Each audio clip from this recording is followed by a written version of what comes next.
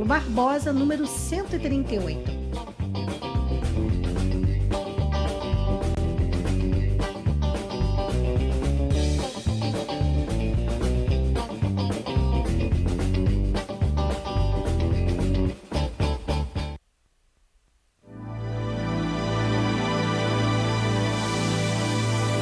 CBC 16. Aqui você se vê.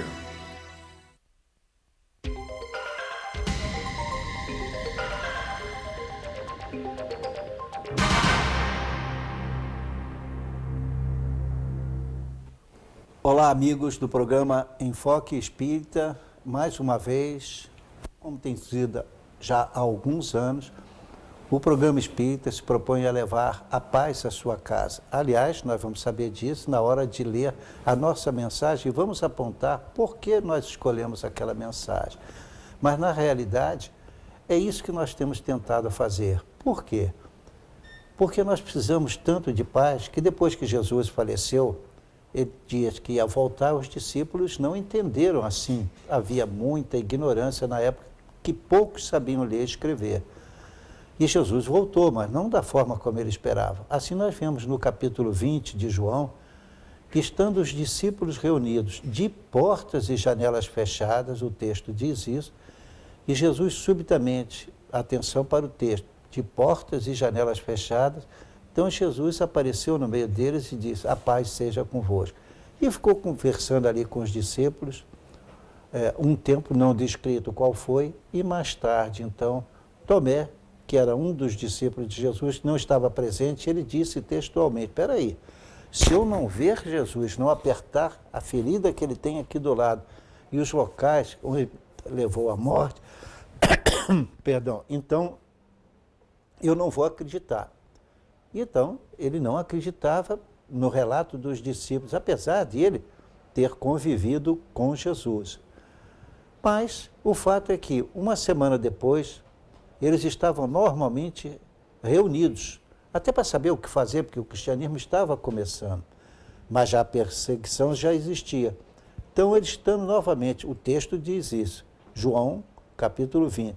Novamente, Jesus apareceu no meio deles e novamente disse a expressão, paz seja convosco. Bem, aí Tomé, então, ficou espantado.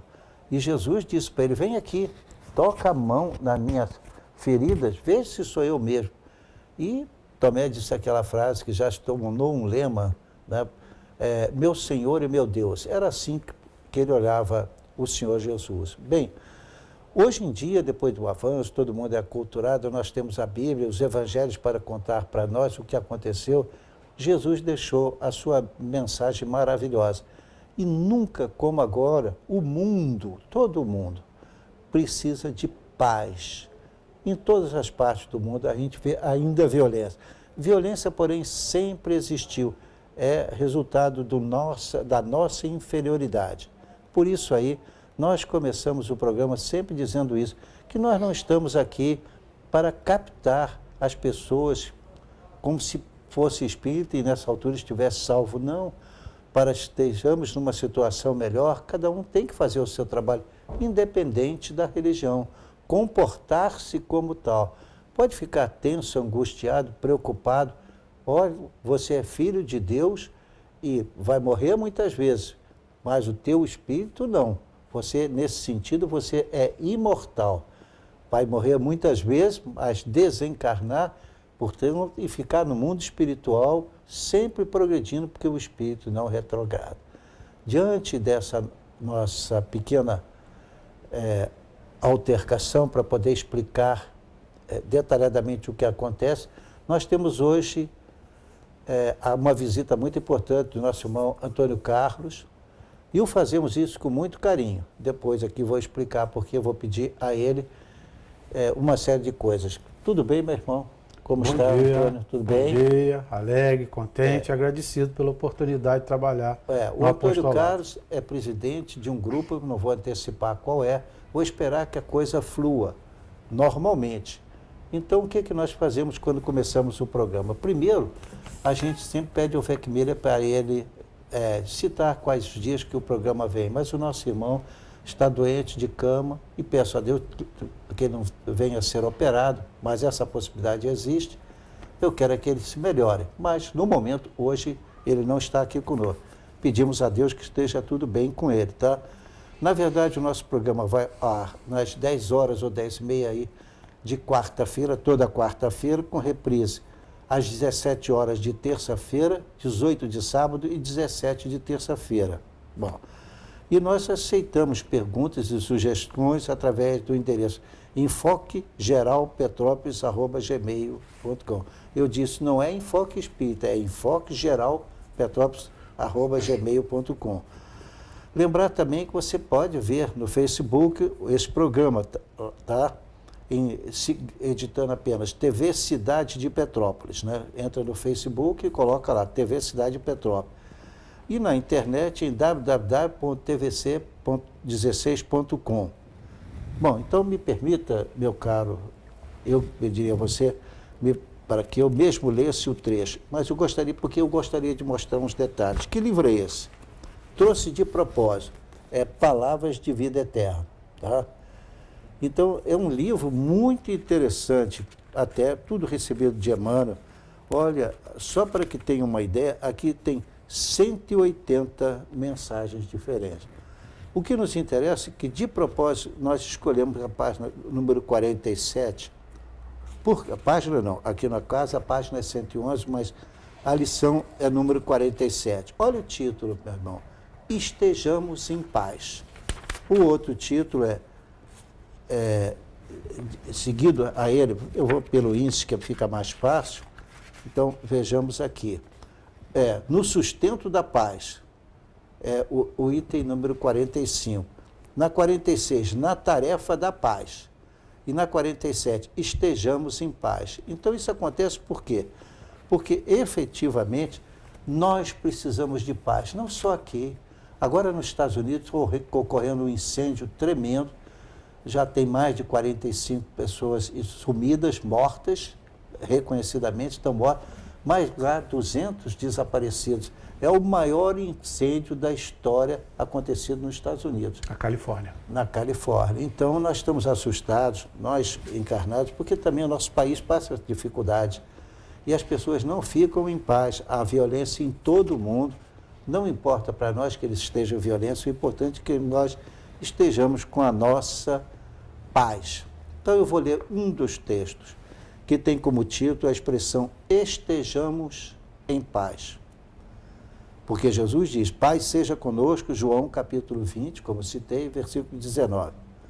O texto então é de Emmanuel, recebido por Chico Xavier, e diz o seguinte: rujam tempestades em torno do teu caminho, tranquiliza o coração e segue em paz na direção do bem. Não carregues no seu pensamento o peso morto da aflição inútil. Refugia-te na cidadela interior do dever retamente cumprido e entrega para a sabedoria divina a ansiedade que te procura a afeição de uma labareda invisível. Se alguém te recusa, aquieta-te e ora em diante a favor dos irmãos desorientados e infelizes. Se alguma circunstância te contraria, asserena tua alma e espera que os acontecimentos te favoreçam. Lembra-te de que és chamado a viver um só dia de cada vez, sempre que o sol se levante. E por mais amplas se te façam as possibilidades, tomarás uma só refeição, vestirás um só traje de cada vez nas tarefas de cada dia.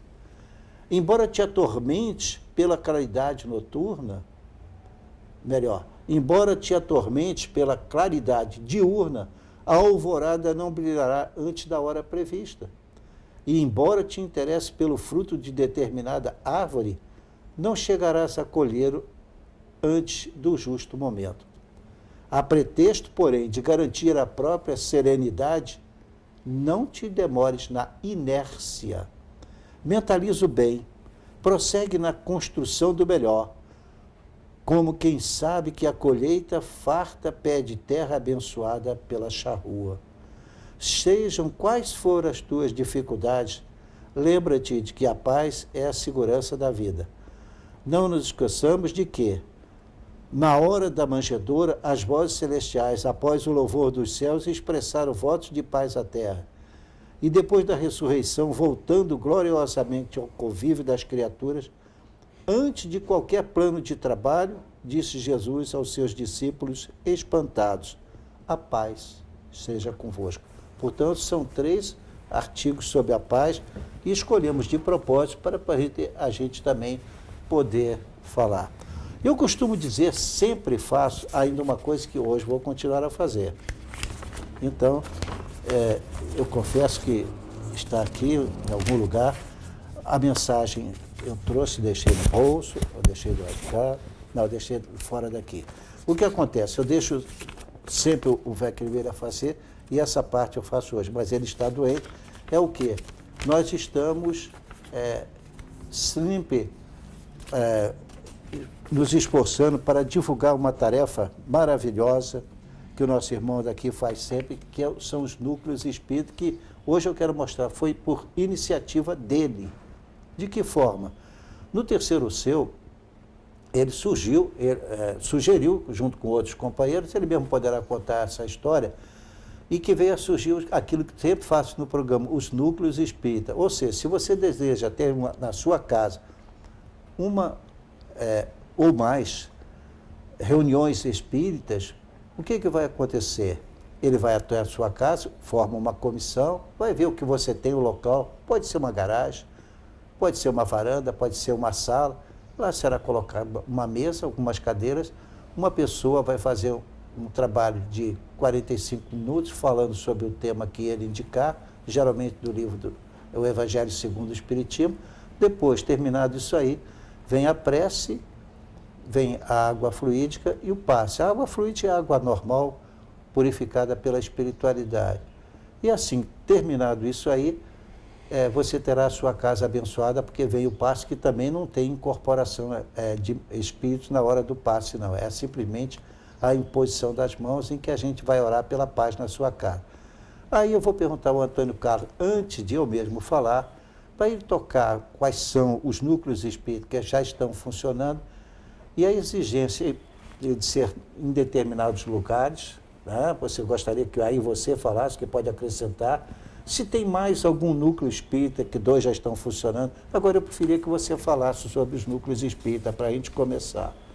Vamos lá. Os núcleos espíritas estão sendo implantados pela detecção de aquela carência de mobilidade que talvez exista, e talvez não, é uma certeza, entre a distância de uma casa espírita e outra. E a gente, então, entendeu que muitas pessoas dispensavam a oportunidade de poder frequentar uma instituição espírita e receber os benefícios, obviamente, por conta dessa distância. Questão de mobilidade. Tenho visto o seu programa várias vezes e tenho dito com muita felicidade que às vezes tem pessoas que precisam tomar 2 conduções para ir e voltar. Isso requer, de fato, um tempo e às vezes dificuldade. Pessoas têm problemas físicos, têm problemas familiares. Então era uma extensão muito grande. Fizemos então um trabalho de identificação dos locais mais carentes devido a esse problema que citei. E identificamos alguns, né? Nesse momento, como o meu amigo já falou, nós temos 2 núcleos implantados. Um na Posse, que agora, citando dia 29 de novembro, vamos completar 2 anos de atividade, o que é uma glória para o movimento espírita. E temos no Retiro, que já completou 1 ano também. Desses 2 núcleos, o meu amigo é testemunha, já esteve conosco nos ajudando.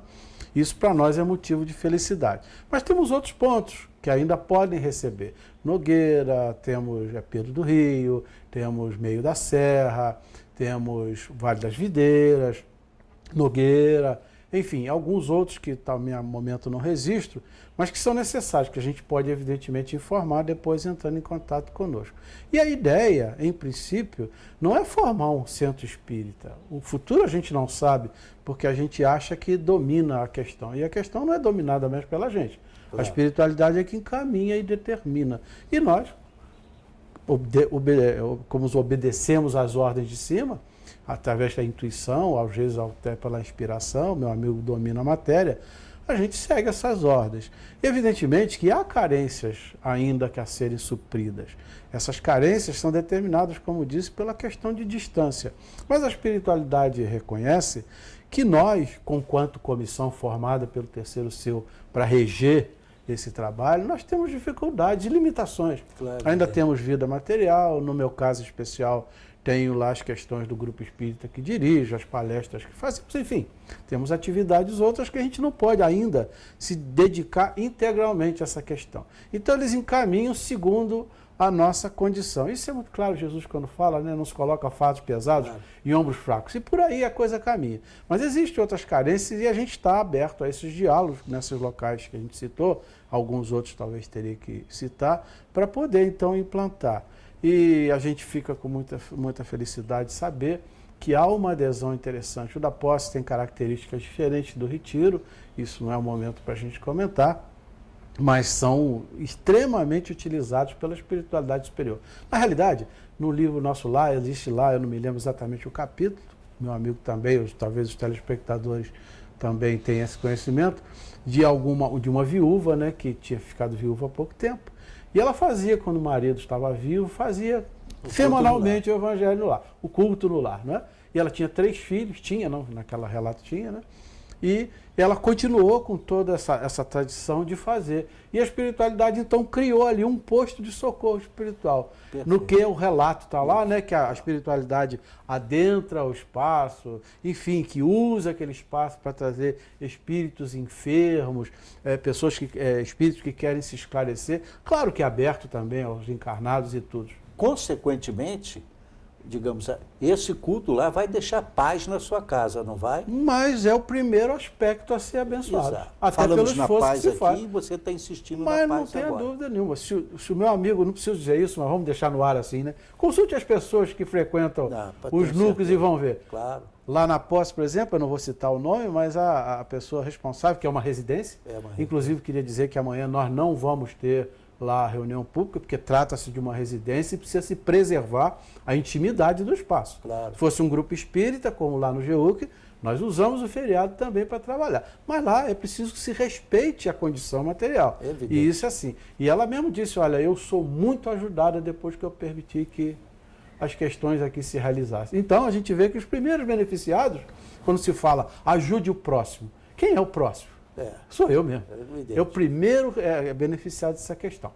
Aí, no caso, então, eu gostaria, só para concluirmos, estando claro, dizer o seguinte, eu pedi aqui ao Antônio Carlos para ele citar os telefones, que normalmente eu cito aqui, mas hoje eu estou pedindo que o próprio autor, porque ele foi o responsável, ele citasse aqui, então, os telefones que ele atende com toda a boa vontade. Talvez seja importante, se o amigo me permite mais um minutinho, dizer que a gente faz o evangelho no lar, não é? Isso. É o culto no lar. Mas é preciso que seja nesses espaços onde não haja um centro espírita perto, porque se a pessoa tem facilidade, ela pode ir até lá, se locomover, talvez com um pouco de sacrifício, mas é até louvável que seja assim, mas é preciso que exista uma certa distância. O que fazemos é um culto no lar, onde um expositor do movimento espírita vai lá fazer uma palestra, normalmente, como bem disseste, sobre o Evangelho segundo o Espiritismo. Na posse a gente já avançou um pouquinho, já fazemos de 15 em 15 dias o Livro dos Espíritos, quer dizer, o grupo já avançou numa outra direção. É feito o Evangelho no lar, durante 40 a 45 minutos, faz uma interação, o famoso painel que o meu amigo está acostumado e recomenda que se faça, e com muita assertiva. Depois disso temos os passos, as pessoas tomam o passe, depois a aguinha fluidificada e vão em paz para casa com aquela concepção de que de fato receberam os ensinamentos do Cristo. Então, o telefone que nós podemos usar, eu coloco à disposição os meus particulares, que é do nosso negócio, 2235-2370, eu já estou visualizando aqui no editor, e o 2237-3194, que é da minha residência. Se quiserem entrar em contato conosco, nós teremos uma alegria e satisfação em fazer uma visita prévia com a comissão, orientar, esclarecer, adequar, porque não precisa muita condição, é muito simples mesmo, apenas um local reservado onde se possa falar como Jesus o fazia quando estabelecia o Evangelho no lar, que foi Jesus, o primeiro implantador do primeiro, na casa de Pedro. Na casa de Pedro. Não é?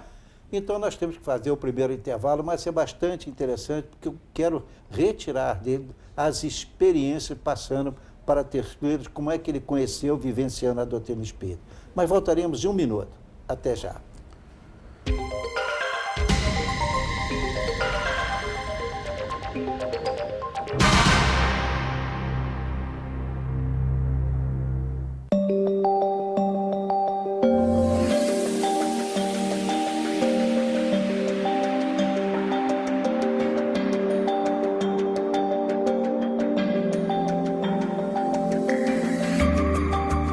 Por enquanto é só uma campanha de alerta. Adote o consumo consciente de água já, para que daqui a pouco não seja a gente nessa situação.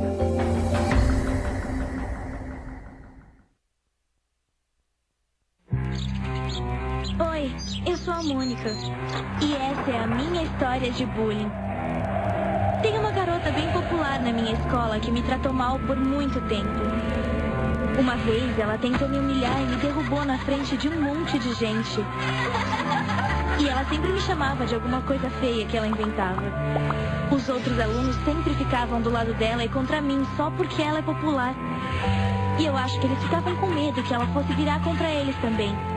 Eu tinha medo de contar pra alguém porque eu achava que isso ia piorar a situação.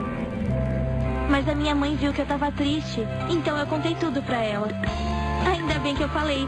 Minha mãe falou com a escola e explicou pra eles o que estava acontecendo.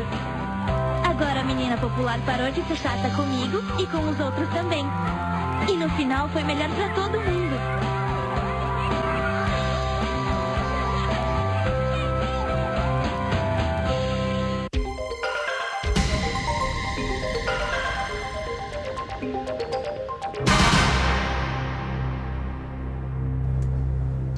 Estamos de volta com o segundo bloco do programa Enfoque Espírita. Hoje nós estamos entrevistando o nosso irmão Antônio Carlos.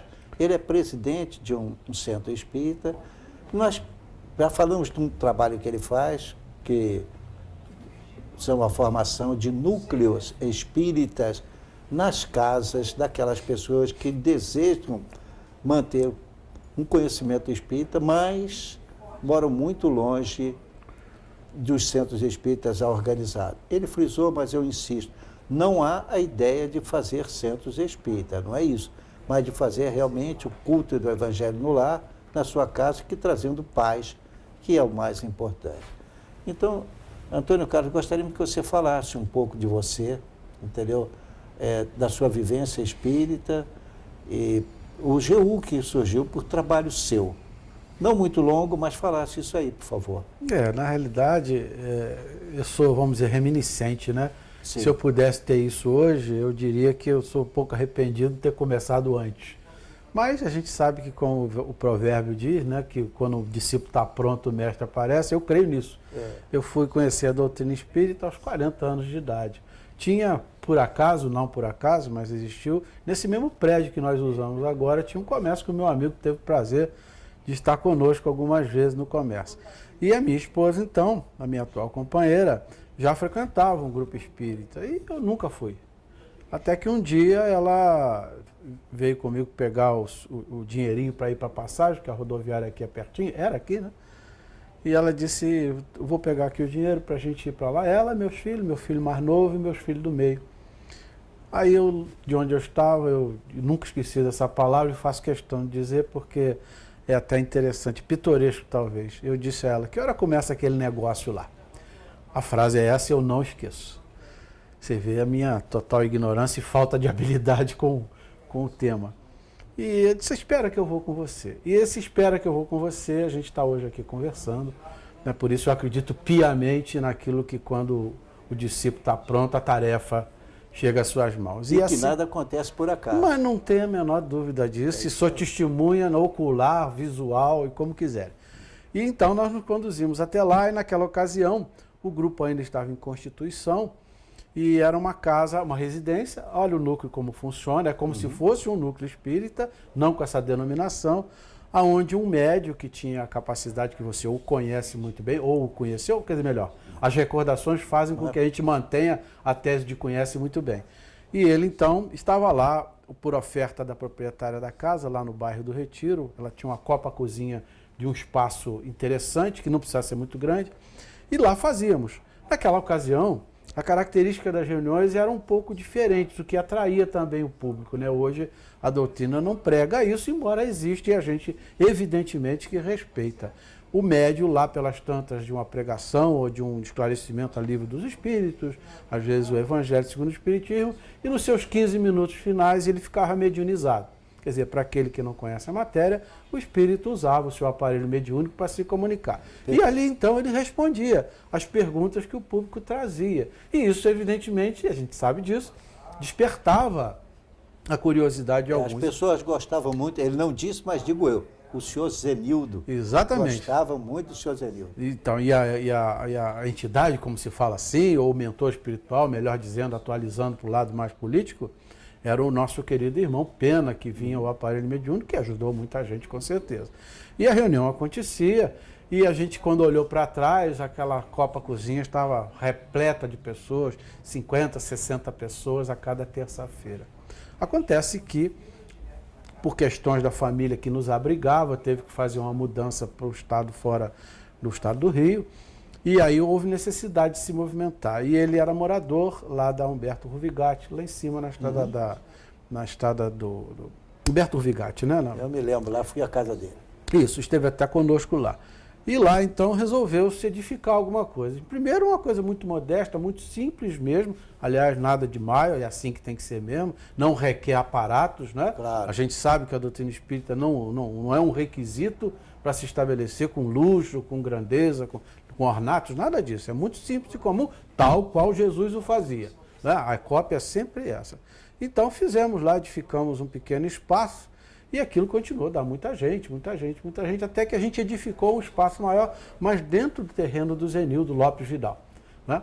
E a gente então ficou lá durante um determinado tempo, e o amigo mais Humberto, mais Mauri, tiveram uma vez conosco lá, porque foi solicitado pela espiritualidade que a gente então aderisse ao sistema espírita organizado, que hoje nós chamamos de Terceiro Conselho Espírita de Unificação, que é adesa também ao CERJ. Bem, esse é um ato burocrático, e nos visitaram fazendo uma inspeção e, evidentemente, que as coisas clarearam. Mas como a gente ainda não tinha preparo, fomos adiante. Logo depois, infelizmente, o Zenildo foi acometido de uma enfermidade, e essa enfermidade o levou ao desencarne. Para que a gente não ficasse obstando a família, criando talvez embaraços, porque ele era o esteio daquela iniciativa, nós resolvemos então tomar uma atitude. Ou a gente para com o grupo, ou a gente de fato se estabelece. Foi aí que a espiritualidade nos encaminhou para o espaço físico que nós ocupamos hoje, até hoje, lá no Quissamã, na Rua Manuel Pimentel 120. E lá estamos, me parece, há 8,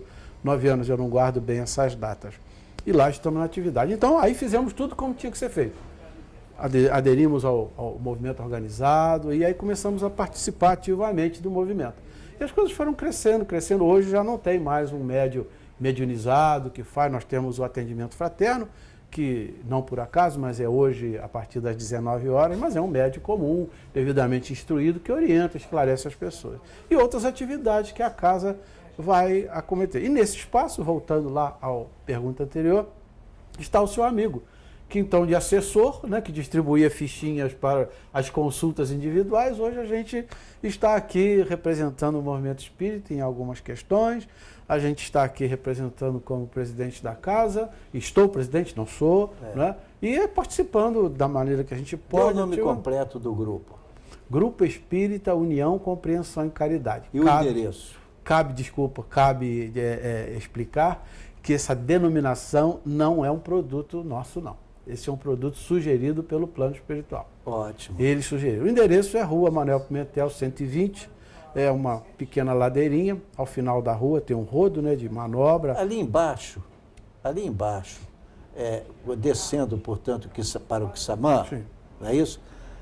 Era uma fábrica de... Era a fábrica de veludos. De veludo. Então, antiga, em frente. É bem em frente. Bem em frente. Só para marcar para o telespectador, então eu vou até lá. Pode ir. Com prazer. O dia de reunião? Pois é, isso que nós vamos dizer. Estivemos lá ontem. Isso. Não, meu amigo esteve conosco. Terças-feiras às 20 horas, temos quinta-feira às 15h30 e temos domingo às 10 para as 7 da noite. São 3 reuniões públicas mensais. Além disso, desculpa. Não, quantos anos você já está nesse trabalho? Ah, meu amigo, eu estou com 66 anos, né? Desculpa, parece não, mas eu tenho, né? Então já estou há 26 anos nesse trabalho. 26 anos nesse trabalho. O GEUC está estabelecido formalmente desde 88, mas tem um período anterior que a gente não considerou, que consideramos pela fixação da ata, né? É claro. O Mas é estabelecimento. interessante, eu gostaria de também fazer o meu depoimento aqui para o nosso irmão, que o seu Zenildo, quando ele resolveu pessoalmente fazer a sua palestra, o seu trabalho, enfim, espírita, ele também estava atuando na casa da dona Norma Isso. e do seu Mauri. Ficou ali algum tempo, quando ele saiu, porque ele preferiu fazer na casa dele, mais próximo, aqui estamos falando, ficando lá no BIM, afinal, começou então o centro lá a atuar sem a presença dele, ele já tinha plantado, agora continuou-se. Tempos depois lá se resolveu fazer um centro espírita, fez-se, está lá hoje com sede própria, ali exatamente em frente à entrada principal da fábrica Werner, não tem como errar. E ali as reuniões são na terça-feira, mas tem outras reuniões também durante a semana, não é o caso aqui de citar, mas pena a gente não poder estar hoje com ele aqui, o seu Zenildo, porque, na verdade, ele ajudou muito a implantar naquelas pessoas a noção de sobrevivência, de verdade espiritual, e ele tentava viver isso como todos nós tentamos. Então, que ele receba das nossas vibrações de paz, de carinho, e hoje o CE também é um centro organizado. Quem sabe o núcleo espírita amanhã também vai ser contada, a história transformou-se no centro tal, em tal lugar. É esse o objetivo? Já me disseram claramente, não, não é. Mas se acontecer, nós vamos bater palma e vamos ajudar. Por quê, meus irmãos? Porque a maior caridade, nos deixa Kardec, a maior caridade que se pode fazer em relação à doutrina espírita é a sua própria divulgação. Ainda pouco antes da reunião, nos questionávamos, meu irmão estava presente, e ele estava ficando encantado como é que a doutrina espírita é tão simples e tão lógica. Mas é a verdade. Fé inabalável só é aquela que pode encarar a razão face a face em todas as épocas da humanidade. O Espiritismo pode. Desafio alguém dizer isso. Essa questão que o meu amigo citou, para mim foi de fundamental importância permanecendo na doutrina. Eu sou adepto da lógica. Eu também. Sou fã número 1 de Aristóteles e de recentemente, não tão recentemente, de René Descartes, que são os filósofos da lógica. Claro. Para mim, a doutrina espírita é 2 mais 2 é igual a 4 e nunca diferente disso. Isso me convenceu plenamente para permanecer nela e continuar lutando por ela. Descartes também foi, então, uma criatura extraordinária, levada à condição do seu tempo de vida, né, naquela época. Mas, de qualquer forma, a doutrina espírita, então, ela nos encanta porque a gente tira um pouco daquele misticismo. Por mais que eles digam que é uma reunião mística, não é verdade, não é. Temos reuniões que poderiam ser chamadas de mística, acontecendo em qualquer lugar, porque também sempre houve manifestações mediúnicas, evidentemente, fora dos centros espíritas, e isso é incontável. Quantos médiuns excelentes foram de outras religiões e lá produziram os seus fenômenos mediúnicos. Não é esse o objetivo da caça, mas acontece que o objetivo maior é nos transformar em homens de bem, sem atacar, sem prejudicar quem quer que seja e, dizemos sempre, sem nenhum interesse econômico e financeiro. Ninguém ganha nada no centro, pelo contrário, paga. Né? A gente paga. A gente tem que pagar, porque o transporte, a pregação, a orientação, tudo tem que ser pago, evidente. E nós não estamos aqui zangados por isso não, está tudo muito bem, mas é assim que funciona. E aí não é importante termos muito dinheiro, porque o que se precisa é muito pouco para que um centro espírita se manifeste dessa maneira. Então temos hoje ali em frente à entrada da Vera, o Centro de Estudo e Esclarecimentos Espíritas, tem a sua direção, muda periodicamente, hoje faz parte integrante do terceiro C, o Conselho Espírita de Unificação, e, portanto, o trabalho das pessoas, cada um vai acrescentando um ponto até que está, como está hoje a entidade e outras horas, o GEUC também, do nosso irmão é presidente, né? Grupo Espírita, União, Compreensão, Caridade, E é isso que nos interessa a doutrina espírita, a gente deixar bem claro. Bom, eu ainda queria ver contigo, meu irmão, para que você contasse, então, das suas experiências junto ao seu e junto aos GEUC, que você está trabalhando tão de perto. Você já deu uma iniciativa, eu queria que você aprofundasse isso. O movimento... Em ambos, falar um pouco sobre o da posse e depois um pouco ali do outro que fica aqui no Retiro. O núcleo da posse, a gente já está estabelecido há algum tempo, disse anteriormente, há 2 anos vamos comemorar. A gente sempre tem aquela percepção de consultar o que eles querem fazer. Na realidade, nós não nos julgamos donos de nada. Nós nos propusemos a fazer um trabalho em comum acordo com a necessidade do que o local exige. Por isso disse, e o telespectador deve se lembrar disso, que cada um tem uma característica diferente. Quem vai ao grupo da posse, o núcleo da posse, e vai ao núcleo do retiro, percebe isso com clareza. Os que têm uma sensibilidade maior, evidentemente, que identificam isso. Nós já levamos lá expositores do meio espírita no núcleo do retiro, e de fato no núcleo do retiro nós não temos a presença humana com tanta quantidade quanto talvez tenhamos lá na posse. Então, fica claro, através até do testemunho desses médios que têm uma sensibilidade maior, me lembro bem, me permita citar, que locomoveu um palestrante até lá e depois o levei até a sua residência. Nada demais, é o que a gente tem que fazer até por agradecimento. E na volta, esse médium, esse palestrante me confessou, olha, Antônio Carlos, de público tinha muito, tinha pouco, mas de espíritos, tinha espírito até do lado de fora dos muros. Então, a gente admite que, de fato, a gente está sendo muito útil sem que os nossos olhos humanos alcançam. Isso que é o mais importante. Né? A gente acha que os espaços estão vagos? Absolutamente. Não. Você me permita, apenas você sabe, eu tenho certeza. Mas o telespectador não sabe. Então, é uma coisa interessante, vou lhe dizer, é sobre o Chico Xavier. Chico Xavier era novinho, já tinha recebido as primeiras mensagens, mas ainda estava sendo preparado como excepcional médium que foi. Então, o Chico, num belo dia, foi para o centro lá, ainda na cidade dele, porque depois ele foi para Uberaba. Então, lá naquele ponto muito simples, ele entrou, pegou o evangelho, fez as orações dele quietinho, abriu o evangelho e começou a pregar. Ele chegou a pregar durante alguns minutos. Depois ele olhou e disse assim, olha, não adianta eu continuar. Pensou, porque não tem ninguém, eu vou embora. No ato que ele pensou, Emmanuel disse, o que você vai fazer?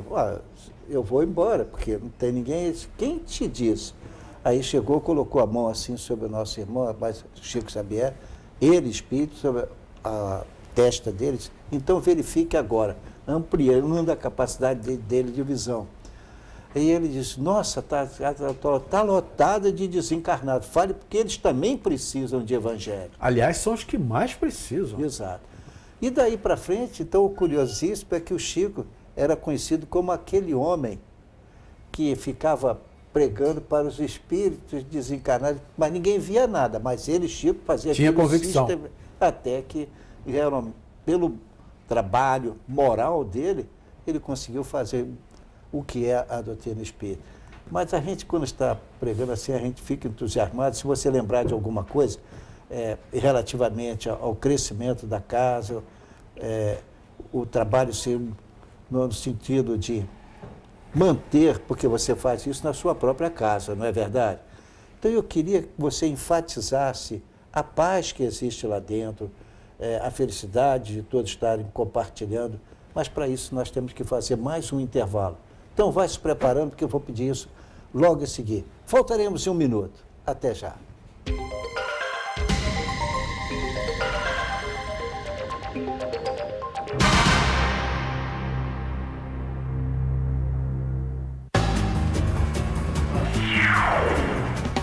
As consequências trágicas que o bullying vem provocando não é nenhum filme de terror.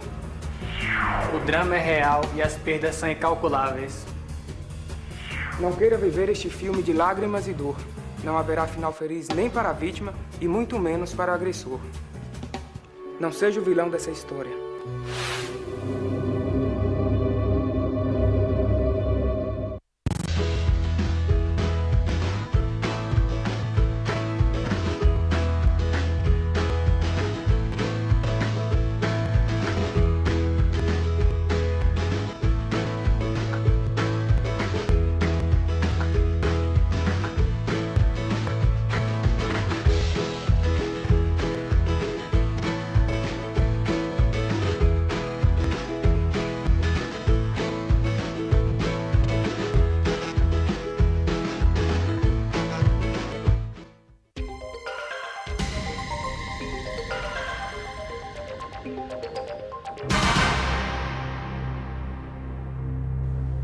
Estamos de volta com o terceiro e último bloco do programa Enfoque Espírita. Normalmente teríamos aqui o nosso irmão Vec Miller, mas que está adoentado, não pode sair de casa.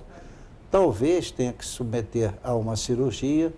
Eu espero que não, peço a Deus que não, mas enfim, ele não pôde. Estamos nossa casa, aqui com o nosso irmão Antônio Carlos, aquele mesmo que eu tenho dado o endereço sistematicamente. E isso, da minha parte, aconteceu espontaneamente, mas depois eu percebi a intenção da espiritualidade, porque se ele criou os núcleos, e ele falando dos núcleos, crescendo, não só demonstra a atividade dele, como ele vê que é uma coisa natural, os senhores telespectadores também, que é uma coisa natural o crescimento que partiu de uma pessoa que agora vocês já conhecem aqui, através do que se passa na TV, ok? Então, isso dá uma ideia, não precisa conhecê-lo lá. Talvez, pelo programa, ele possa te tornar mais conhecido e, consequentemente, os senhores telespectadores que desejarem também possam entrar nessa, digamos, oportunidade excepcional de ter, pelo menos, um culto do Evangelho no lar, na tua casa. Pode ser que existam outros cultos depois, que você mesmo vai gostar. Porém, agora, no momento, ele é a pessoa que pode conduzi-lo para isso. Este é o meu objetivo. Ok, Antônio Carlos, pode dizer agora? Posso, meu irmão, meus irmãos que nos assistem e que nos ouvem. Tem algo fundamental no apostolado da doutrina, na qual nós estamos trabalhando efetivamente, que é fundamental, repito, para a gente permanecer dela. Isso está registrado no capítulo 19 do Evangelho segundo o Espiritismo, onde diz lá, a fé transporta montanhas.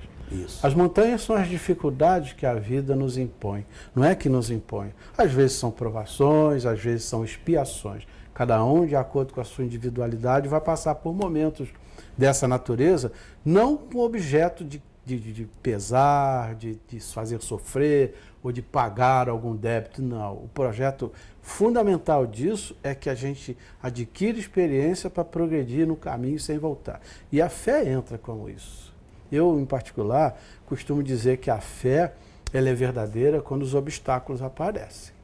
Porque na abundância poucos lembram de cultivar a fé.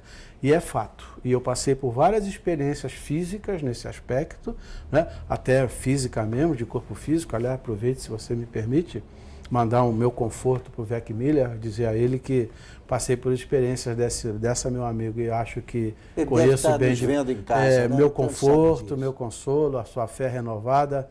Amigo, tudo tem que ser e amanhã se esclarece. Sei que a dor não é algo que a gente gostaria de ter, mas ela faz parte da trajetória. Tem alguma coisa querendo te dizer aí que certamente você vai examinar depois. Então, essa fé que a gente estava comentando é nesses momentos de dificuldade. E o seu amigo aqui passou por alguns casos dessa natureza, das quais não vou relatar, porque o tempo, aliás, não nos permite e também não quero provocar comoção. Mas é muito difícil permanecer. E, felizmente, para o meu testemunho, eu permaneci no caminho. Sempre foi, não digo inabalado, porque houve momentos em que, de fato, pela dor, a gente começa a dizer, puxa, será que eu mereço isso? Né? Esse questionamento ele é provocado pelo nosso excesso de materialidade. Por isso costumo dizer que nós, talvez na grande maioria, a gente ainda não tem fé. A gente acredita em alguma coisa, desde que possa pegar, sentir cheiro, ver. Tem até esperança, né? Ela não morre, mas ela é material. Então a fé extrapola a questão física, ela vai para a questão de não ver, né? De acreditar naquilo que você não vê, embora sinta. Né? Claro. Essa é a questão. E a gente passou por essa experiência e, felizmente, hoje eu acho que posso me dizer alguém que encontrou o caminho de permanecer a ponto até de, mesmo nas dificuldades, me colocar à disposição para ajudar aqueles que passaram ou, infelizmente, talvez, por obra do próprio destino, vão passar. Né? A gente sabe que passou, está passando ou vai passar. Lembrando que nós estamos num mundo de provas e expiações, onde há uma característica de dor e sofrimento, até por um passado que não nos recomenda. Claro. Portanto, chegou o momento, com essa clareza da doutrina, isso estabeleceu-se em 1857, com a primeira vinda do Livro dos Espíritos, onde nós estamos sendo convocados a deixar o instinto e o impulso e trocar pela razão, simplesmente. Claro. E a doutrina, então, entra com esse legado de informação, dizendo, meu amigo, olha, conheça, identifique-se e pratique. E aí você, usando esse patrimônio intelectual, você se norteia. Confesso ao amigo que se eu tivesse que passar por tudo que passei lá atrás, sem a doutrina espírita me amparar, eu não sei o que teria sido comigo. Então ela veio no momento certo. Não é a primeira vez e a primeira pessoa que me diz a mesma coisa, que encontrar apoio unicamente na doutrina espírita. Isso, na verdade, não é que seja o espiritismo, assim, é mais uma religião. Não, ele não te obriga, não quer que você seja necessariamente espírita, mas que é maravilhoso você conhecer os princípios espíritas e, melhor ainda, vivenciá-los. É o problema da paz que nós mostramos aqui. A paz interior que ela nos dá. Essa é fundamental. Continue, meu irmão. Essa paz é fundamental. Claro. Né? A paz até que falamos isso ontem lá na nossa casinha, né? Que Agostinho recomenda isso, né? Que a gente, ao deitar no travesseiro, faça uma reflexão do que você fez a si mesmo, de bem e de mal, e corrija isso, se necessário for, ou amplie aquilo que você fez de bom. Essa concepção só é fornecida quando você tem parâmetros. Sem esse legado interior, você não consegue modificar, até um ensinamento diz assim, não se consegue modificar aquilo que não se conhece. Então, o primeiro ato fundamental, isso já Sócrates, 469 a.C., já dizia, norteava essa questão quando ele dizia, homem, conheça a ti mesmo. E logo a seguir, quer dizer, não enterre, homem, vença a ti mesmo. Não adianta você ter o poder intelectual se você não colocar em movimento. É isso que a gente está tentando fazer e levar as pessoas a essa certeza. Não é a doutrina espírita é um título, é uma filosofia de vida. Como diz alguém, me permito plagiar, disse assim, a doutrina espírita é uma excelente proposta de vida. É isso. Tão somente isso. Só que entre o saber e o fazer tem uma distância. Então não basta que a gente conheça, creio. É preciso que a gente aplique nessa trajetória, com todos os esforços que a gente puder empregar, aquele conhecimento que a gente está adquirindo. É aí que a gente se sente pleno. Exato. Não digo que isso termine os nossos sofrimentos, porque isso também, né, meu irmão e meus irmãos, a gente sabe de qual é salteado, que a doutrina espírita não engana ninguém. Não. Portanto, ela não salva ninguém também. Agora, nós, dentro da doutrina espírita, podemos nos salvar. É diferente. E isso, obviamente, se chega à conclusão que se eu me movimentar, eu tenho condições de suportar as questões com resignação, que é a palavra fundamental num plano de provas e expiações, para que a gente se mantenha no nosso direcionamento, lembrando aos amigos, tudo que nós estamos passando é obra do meu planejamento espiritual. Na verdade, a gente está plantando. E o que a gente está plantando? Ou melhor, vamos mostrar que é indispensável plantar o bem, porque é isso que nós vamos colher. Jesus afirmou, isto que tu semeias, isto também ceifarás. E o meu irmão, então, está mostrando como foi difícil ele semear no meio de muitas dificuldades, que constitui família, aquela coisa toda. Sem crítica nenhuma, absolutamente sem crítica. Veja que o espírita não se exige dele que ele vai fazer parte de uma congregação assim ou assada e viver daquilo, não. Cada um faça a sua vida, enfrente as suas provas. Mas vá procurar recursos em outros meios que não a pregação do movimento espírita. Exato. Ou dos ensinamentos espíritas. Isso os espíritos são claros. Não nos impede de ser ricos ou ser milionários, nada disso. Mas não usando a doutrina espírita como um artifício para se enriquecer material. Isso é algo que não se concebe de forma nenhuma. E isso, de certa forma, é um orgulho sadio, mas é aquilo que a gente sente realmente. Mas o orgulho é bom. Orgulho é bom. A gente que usa de mal. O nosso irmão lá que nos orienta espiritualmente, eu faço sempre questão de dizer isso, que a gente está em interação, não digo todo diária, mas constante, e ele sempre fala assim, aquele que luta já está vencendo. Claro. Não é? Então, todos nós que estamos lutando com as forças que a gente puder despender, de certa forma já estamos caminhando. Claro que cada um cabe uma tarefa. A sua é pesada, a minha talvez não seja menos, a de outro não. E isso exige algo fundamental. Agora eu me dirijo ao trabalhador espírita. O trabalhador espírita talvez tenha uma concepção negada. Trabalhar para a doutrina espírita exige renúncia. E poucos estão dispostos a renunciar. Não é uma crítica, isso é só um incentivo de conscientização que a gente precisa. Ela vai exigir para trabalhar para o próximo, e os apóstolos, Jesus deixa isso claro, Chico recentemente, mais contemporaneamente, fala sobre isso. Divaldo também. Divaldo, é preciso renunciar, não é deixar de viver, mas você vai ter que, de certa forma, abrir mão de algumas quimeras, algumas efemeridades, para poder divulgar e levar a doutrina. E lembrando bem, a doutrina espírita não pede para a gente se isolar e ficar orando ou cumprindo esse ou aquele mandamento, afastando-nos, meditando. Não, tem que ir para o trabalho específico. De preferência, a gente está sempre com a lembrança, fora da caridade não há salvação. E o fora da caridade, né, meu amigo, traduzindo para o povo, né, que às vezes tem dificuldade de entender, trabalhar pela caridade é abrir mão de si, é deixar de ser egoísta, é trabalhar pelo altruísmo. E é isso que às vezes alguns ainda não entenderam. Trabalhar por Cristo, e ele foi claro, a seara é grande, poucos são os ceareiros, porque poucos se dedicam tão quanto as oportunidades são concedidas.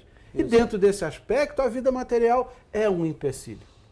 E isso não pode acontecer com alguém que tenha essa fé desenvolvida que a gente falou ainda há pouquinho. Não de abandonar a vida material. Meu amigo, se eu não tivesse vida material, eu não poderia estar sentado aqui conosco hoje falando sobre o assunto. Eu preciso dela.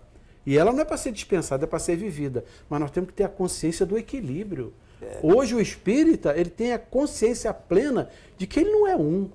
Hoje ele tem uma dualidade. Ele precisa fazer pelo espírito e pela matéria. Ele não pode chegar no plano espiritual sem uma ser feita. Ele tem que tentar fazer as duas da melhor maneira, mas com a consciência de que não pode abandonar nenhuma. Então nós encontramos na terceira parte do livro do Espírito aquelas leis morais. Sim. Uma delas, importantíssima, necessidade do trabalho. A lei do trabalho. Exatamente. Por quê? Porque sem o trabalho você está se escorando em determinados ensinamentos para tirar vantagem deles. Não é assim que a coisa funciona. Aquilo se faz por amor. A gente procura aquilo que ninguém pode plantar tudo, né? Excepcionalmente, nós gostamos de dizer sempre que Jesus veio no momento certo, na hora certa. Porque eu tenho comentado com os amigos, quando me dão a oportunidade de falar nas casas, eu tenho dito, já imaginou se Jesus viesse hoje, com essa internet aí, com todas essas comunicações... Amigo, ele não saía ele não tinha tempo para fazer nada. Ele não sairia nem da maternal do hospital. Não saía. Com esse jogo de interesses que há, né? Então, o espírita, e ele está demonstrando isso nas casas espíritas, ele se esforça decididamente para colaborar, sabendo que tem um irmão que também está colaborando, talvez mais do que ele, mas que ele também tem a parte dele e a gente tem que colher aquilo que plantou e nada mais. Quando você fala isso, me lembra, eu gosto muito dos ensinamentos de Jesus, em especial que estão citados no Evangelho. Ele diz lá, não vos alegreis quando os espíritos vos submeterem. Alegrai-vos antes, porque os vossos nomes estão escritos no céu. Está claro e implícito que a gente não tem que agradar a matéria, a gente tem que agradar a vida espiritual.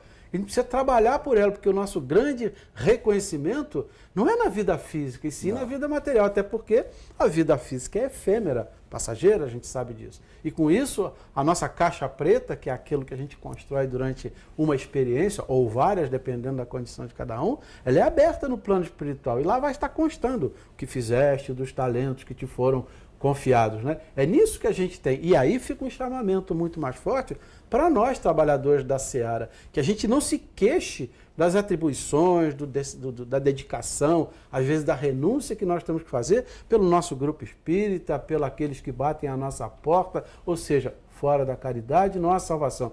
Tem que abrir mão, tem que deixar de ser egoísta, tem que ser altruísta, de acordo com as suas possibilidades. Desculpa, para concluir, fanatismo é doença, tá, gente? A gente aqui não está recomendando fanatismo. E é por isso que é bonita a doutrina espírita. Ela não está te pedindo para trazer pessoas de outros cultos que nós respeitamos. Cada um de nós está no estágio espiritual que ele é próprio. Então, nós fazemos a nossa parte pura e simplesmente. E temos essa satisfação, quase que orgulho de dizer, nós não estamos aqui para cooptar outras pessoas para que sejam espíritas. Mas se nós pudermos colaborar para que você se transforme num homem de bem, permanecendo junto à sua religião, que ótimo, não tem problema nenhum. Eu costumo dizer, meu cara, olha só, se todo mundo virasse espírita, como o Chico Xavier fizesse aí... Não, já era plano de regeneração. Nossa, aí já não tinha mais dificuldade nenhuma, já estaríamos num verdadeiro céu, mas isso não existe. Não existe. Não existirá durante ainda milênios e milênios e milênios. Não vai ser assim. A personalidade, o espírito, na sua evolução, ele tem que trabalhar sempre para o bem de todos. Não interessa se trabalhar aqui ou naquele lugar, outro, desde que a sua consciência esteja aplaudindo os seus atos, você está bem. Mas quando você está vencendo na vida, mas a sua consciência não lhe aplaude, aí você está assustado. Tem que ficar preocupado. Tem que ficar. Essa sua colocação do tempo é muito interessante. Existe um ditado que diz, né, que nenhuma ideia se estabelece da noite para o dia e sem conflito. Claro. Né? Isso fica provado na própria história da primeira, segunda e terceira revelação. Né? Sim. De Moisés a Cristo foram em números redondos 1.800 anos. Né? De Jesus até a doutrina espírita, que é a terceira e última, 1.857 anos. O que leva a dizer? Que as ideias não são assim, é preciso que a gente tenha capacidade de absorver. Portanto, nós temos aí um bom tempo para que essas ideias de que um só pensamento subirá ao céu se estabeleça. Né? Quantos nossos irmãos ainda não têm acesso à verdade absoluta? Que nem se preocupam com isso, que vivem intensamente a vida material e até de forma inconsequente. A gente observa isso com muita clareza. Infelizmente. Então, é preciso a gente entender quando Jesus disse assim, não descansarei enquanto uma de minhas ovelhas estiver afastada do meu rebanho. Em resumo, ninguém vai poder deixar de chegar lá. Então, todos esses que nós estamos vivenciando hoje, essas situações dessas pessoas que relutam entre ser uma pessoa melhor ou não, vão ter que chegar lá. Quanto tempo? Isso a gente não sabe, cada um está estabelecendo isso. A gente fica confortado em saber que nenhuma delas ficará perdida, que todas vão achar o caminho. Mas, meus amigos e meus irmãos e meu irmão... Tem muitos caminhos. Mas, olha, vamos aproveitar de uma vez. Porque isso determina aprendizado através da dor e do sofrimento. E eu não sou masoquista. Eu cansei disso. Claro. Se eu puder economizar, meu amigo, ainda que tenha renúncia, resignação, eu vou tentar. E até é curioso, porque do ponto de vista da doutrina espírita, você enfrenta as maiores dificuldades na hora, talvez, meio desesperado. Mas quando você reconhece que está lutando contra a sua inferioridade, contra as dificuldades, porque elas te fazem crescer, você já começa a se sentir vencedor. Fortalecido, entendeu? Então, isso é importante a gente estudar. Por isso que, independente de tudo, vamos falar com uma certa franqueza, mas é assim mesmo. Enquanto a maioria das religiões tem 1 ou 2 livros e algumas histórias de santos, etc., para explicar, a doutrina espírita tem hoje perto de 2.600 excelentes livros que você pode ler. Chico Xavier publicou 412. Só 412. Divaldo está com 300 e tanto. Imagine um homem que não tinha o primário completo, né? Não fez nenhum curso superior, não frequentou nenhuma universidade, publicar 412 livros até a sua morte, a maioria deles traduzidos, não a totalidade, mas a maioria dos clássicos traduzidos por todo o mundo, afora, em muitos países. E isso nos deixa cheio de esperança, porque depois desse mundo de provas e expiações, virá um mundo de regeneração, onde, se Deus quiser, a paz será o objetivo que a gente quer alcançar. A paz geral e a nossa paz interior. Olha, Antônio Carlos, fico muito feliz com a sua presença. Você não imagina o quanto eu retribuo isso, porque me deixa muito feliz dessa nossa empatia por trabalhar por um objetivo comum. Por um objetivo comum.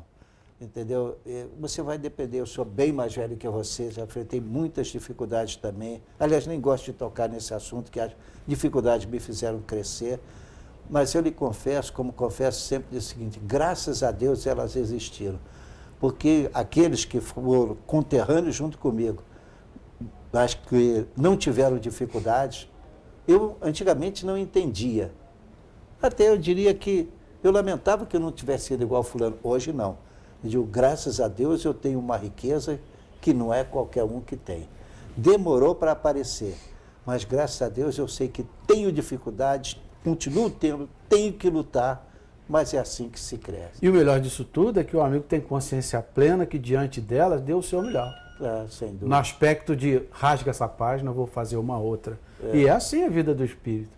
A gente vai deixando as páginas que não nos satisfaz, porque a consciência nos acusa, e vai na direção de outras que a gente vai escrever com outra letra. Na nossa época tinha aula de caligrafia, né? Hoje não tem mais, com outra letra, com outra forma, com outra visão. E assim, outras encarnações nós estaremos juntos. Muito obrigado pela sua presença. Imagina, um prazer, uma alegria muito grande. Se despedir, eu estou à disposição. Eu agradeço muito a atenção de todos, em especial o convite do meu amigo, meu irmão.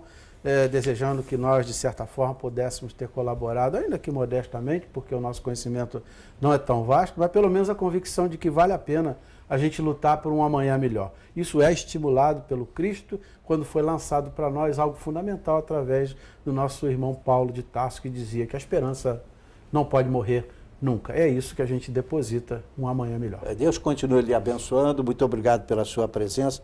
E nós criamos, ou melhor, sabemos de uma frase que Chico deu. E por que eu coloquei essa frase para terminar? Eu visitei já muitas penitenciárias. Não, muitas não, algumas.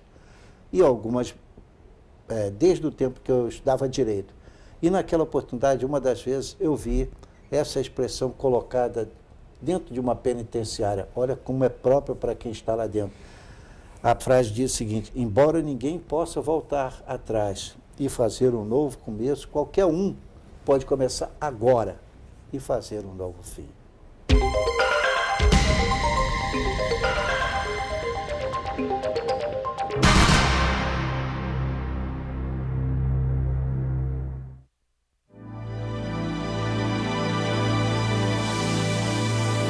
CBC 16.